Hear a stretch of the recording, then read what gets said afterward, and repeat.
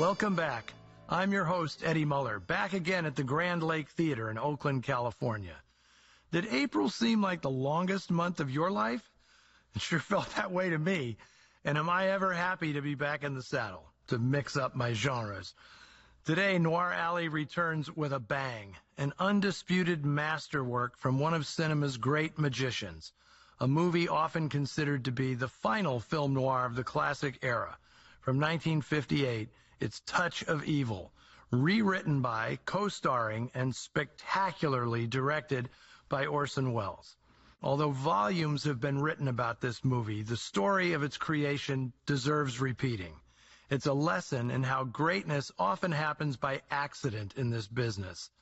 The legacy of this film, in fact, its very existence, is due to one man, Charlton Heston, which is kind of hard to swallow because, in my heart of hearts, I wish he wasn't in it.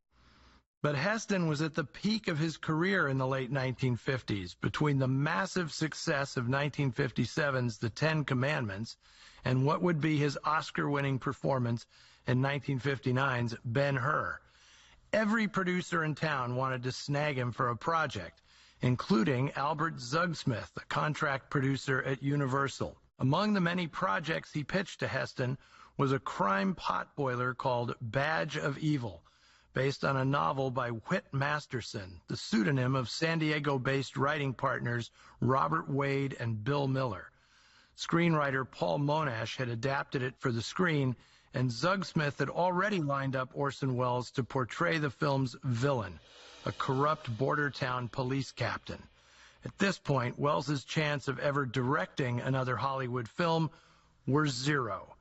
His reputation for overly ambitious ideas and profligate spending had made him a pariah in the business he'd revolutionized in 1941 with Citizen Kane. In 1957, Welles was only in Hollywood to score some acting paychecks before resuming his erratic filmmaking career in Europe.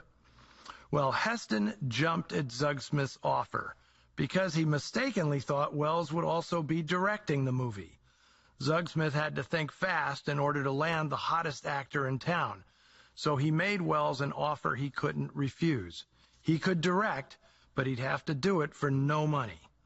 Welles, who always had great affinity for pulpy genre fiction, swallowed his pride and agreed.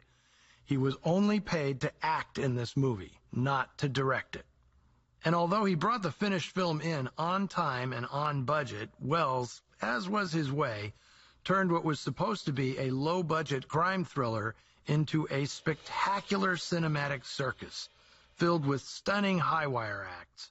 An extraordinary cadre of the director's friends and colleagues were assembled for what he knew might be his last gopher baroque grab at the controls of what he called the greatest train set a boy could play with. Welles's most dramatic revision to the script was switching the ethnicity of the main character, who in the original story is a white assistant DA named Mike Holt. So if you've got an issue with Charlton Heston wearing heavy makeup to portray a Mexican, blame Welles, or give him credit. He knew the story would have far more impact if it was an incorruptible Mexican cop squaring off against Welles's corrupt police captain.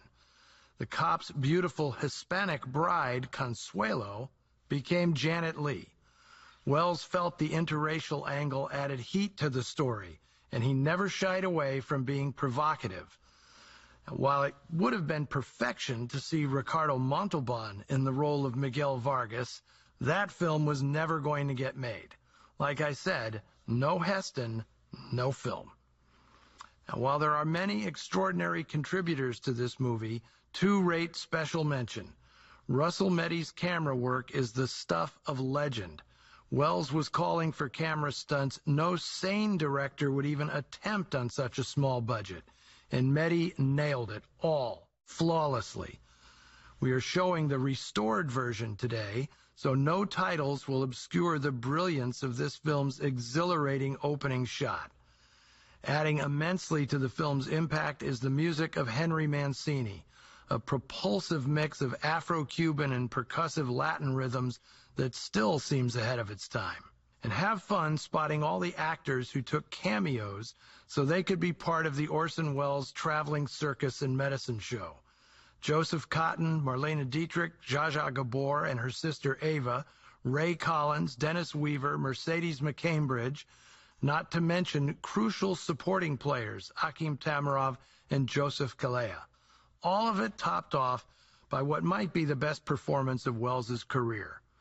When filmmakers talk about a production capturing lightning in a bottle, this is what they mean. From 1958, here is the last feature film Orson Welles would make with studio money, Touch of Evil.